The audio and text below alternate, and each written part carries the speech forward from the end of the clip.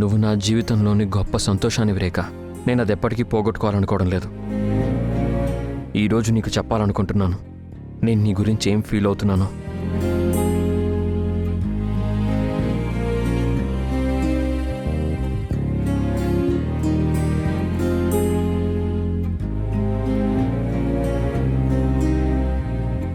Sir ఈ candles ఎక్కడ పెట్టను?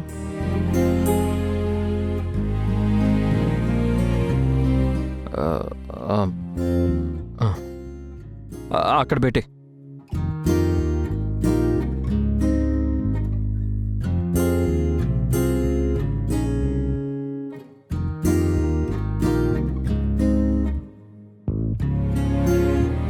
కమాన్ రాఘవ్, ఇప్పుడు వెనకడుగు వేయకూడదు. రేఖ ఈ పాటికి వచ్చేస్తూ ఉంటుంది. ఈరోజు నేను తనకి నా మనసులోని ప్రతి మాటని చెప్పేస్తాను. ఎక్స్క్యూజ్ మీ, ఇన్స్పెక్టర్ ప్రసాద్ గారు ఇల్లు ఎక్కడుందో తెలుసా? Thank you.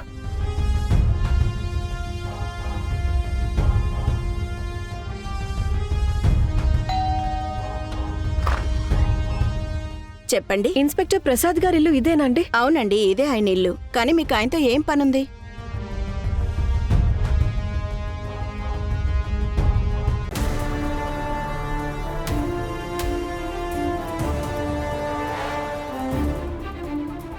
కడుపుతో ఉంది, నువ్వు కాదు, తాను ఉంది కడుపుతో. నతి, కోపంగా ఉన్నావా? అవును ధ్రువ్, చాలా కోపంగా ఉన్నాను. ఇన్ఫాక్ట్ నాకు చాలా గిల్టీగా ఉంది. ఐఎమ్ వెరీ సారీ ధ్రువ్, నేను అలా అనకుండా ఉండాల్సింది. మనం చిన్నత్తయ్య చిన్నమామయ్యలకి దూరంగా వెళ్ళి వేరే ఇంట్లో ఉండాలని. నేనెప్పుడు ఈ ఫ్యామిలీ ముక్కలవడానికి రీజన్ అవ్వాలనుకోలేదు ధ్రువ్. ఉన్నతి, నాకు తెలుసు నువ్వంతా కోపంలోనే అనేసావు అంతే. అఫ్ కోర్స్ ధ్రువ్, నేను ఇదంతా కోపంలోనే అన్నాను. అండ్ నాకు బాగా తెలుసు ఒక ఫ్యామిలీ విడిపోవడం అంటే ఎలా ఉంటుందో. నేను రాఘవన్నయ్య చిన్నగా ఉన్నప్పుడు డాడ్ మమ్మల్ని వదిలి వెళ్ళిపోయారు. మామ్ ఉన్నారు, కానీ తనకి నా చిన్నప్పటి విషయాలేవి గుర్తులేవు.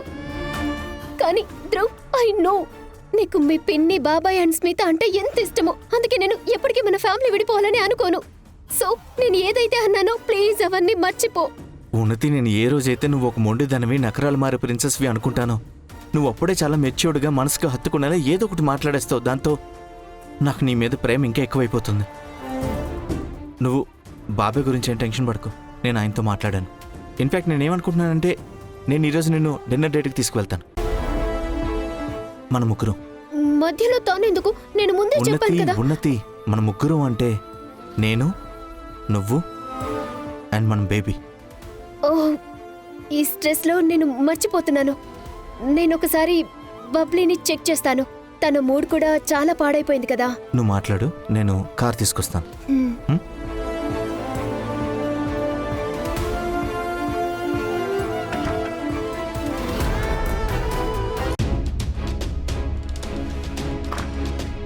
అమ్మా అమ్మా అమ్మా అమ్మా అమ్మా, ఏమైంది? రాఘవ్ కోసం దిండు దుప్పటి తీసుకెళ్ళడానికి వచ్చావా? అరే, నువ్వేం దిగులు పడకు. వాడు చాలా సేపటి వరకు ప్రశాంతంగా పడుకుంటాడు తన ఆఫీస్ సోఫా మీద. నిద్రలో నుంచి లేవలసింది నువ్వేనమ్మా. రాఘవ మ్యాంగో షేక్ తాగనే లేదు, నువ్వు నిద్ర మాత్రం కలిపింది.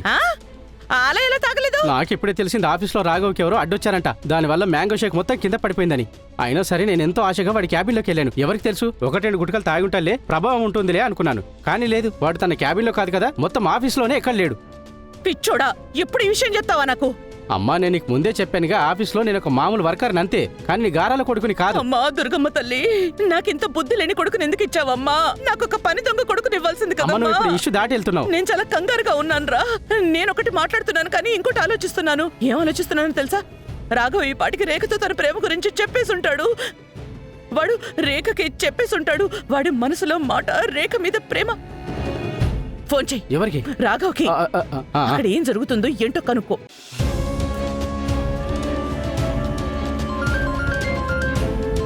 ష్యూర్గా రేఖనే కాల్ చేసి ఉంటుంది.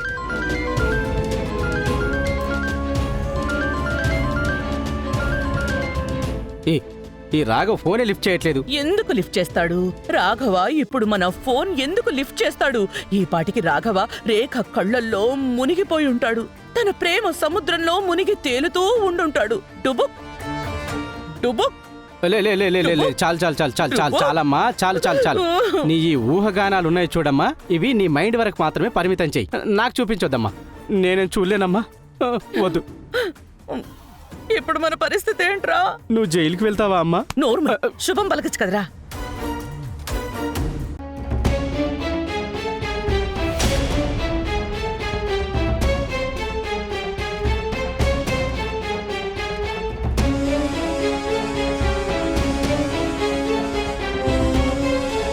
చాలు రేఖ, నేను ఈ అండర్స్టాండింగ్ హస్బెండ్ రోల్ని చాలా ప్లే చేసేసాను.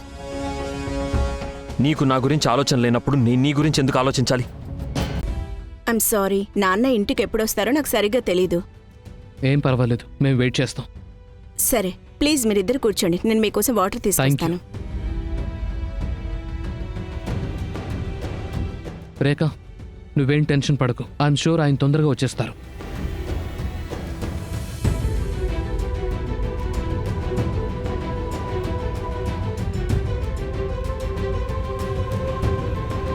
నా భర్త ఎవరిని చంపలేదు.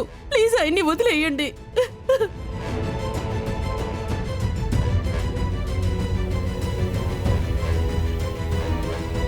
ఆయన ఎక్కడున్నారు ఏంటో మాకు ఏమైనా చెప్పగలరా మీరు? నాకేమనిపిస్తుందంటే మేము అక్కడికి వెళ్ళి ఆయన కలవచ్చని. నేను ఆయన చాలా ప్రశ్నలు అడగాలి. నేను నిజం తెలుసుకోవాలి. మాకు ఎదురుగానే ఉన్నా కూడా మాకు కనిపించిన నిజం ఏమిటి అనేది. రేఖ, మనం ఇంకొంచెం సేపు వెయిట్ చేద్దాం. ఐఎమ్ షూర్ ఆయన తొందరగా వచ్చేస్తారు. నువ్వు ఇంకేం టెన్షన్ పడకు. మీరు వాటర్ తాగండి, నేను మీకోసం టీ తీసుకొస్తాను.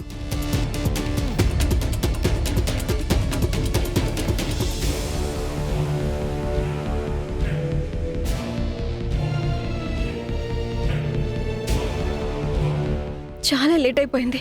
చాలాసేపటి నుంచి వెయిట్ చేస్తున్నావు, ఆయన ఇంకా రాలేదు. నువ్వు చాలాసేపటి నుంచి ఆలోచనలో మునిగిపోయావు, అందుకే నీకు టైం తెలియలేదు ఎలా గడిచిందో.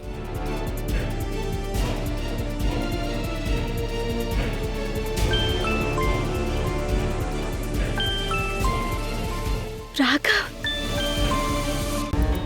హలో రేఖ, నేను నీ కోసం చాలాసేపటి నుంచి వెయిట్ చేస్తున్నాను. రాఘవ్, ఐఎమ్ సారీ, నేను అసలు టైం చూసుకోలేదు. అడిగేది నిన్నే, నువ్వు ఎక్కడున్నావు? నేను రోహిత్తో ఉన్నాను. మేమిక్కడ. నాకు ఇంకేం వినాలని లేదు.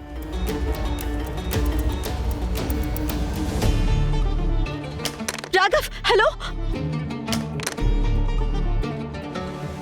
ఓ, no, no, no, no, no, no. Rekha. నేను ఎలా చేయగలిగాను? నేను రాఘవ్ని ఎంతసేపు అసలు ఎలా వెయిట్ చేయించగలిగాను? Sir, everything is okay. నేను ఈ క్యాండిల్స్ మళ్ళీ వెలిగించనా? యాక్చువల్లీ షెఫ్ ఇంకా ఇక్కడే ఉన్నారు. కావాలంటే మీకోసం మళ్ళీ ఫ్రెష్ 7 కోర్స్ మీల్ రెడీ చేయించగలము. పాపం తన ప్రేమ విఫలమైన బాధలో ఉన్నాడు. అందుకే మనం అతనికి ఫుడ్ కాదు, తన ప్రేమ సమాధి మీద పెట్టుకోవడానికి తెల్ల పువ్వులేమనిస్తే బాగుంటుందేమో.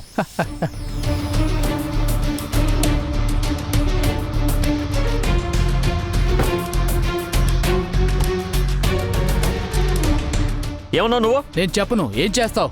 తను మన గెస్ట్ వేస్ట్ ఏమీ లేదు. ఇలాంటి ఓడిపోయిన దేవదాసుల్ని నేను చాలా మందిని చూశాను.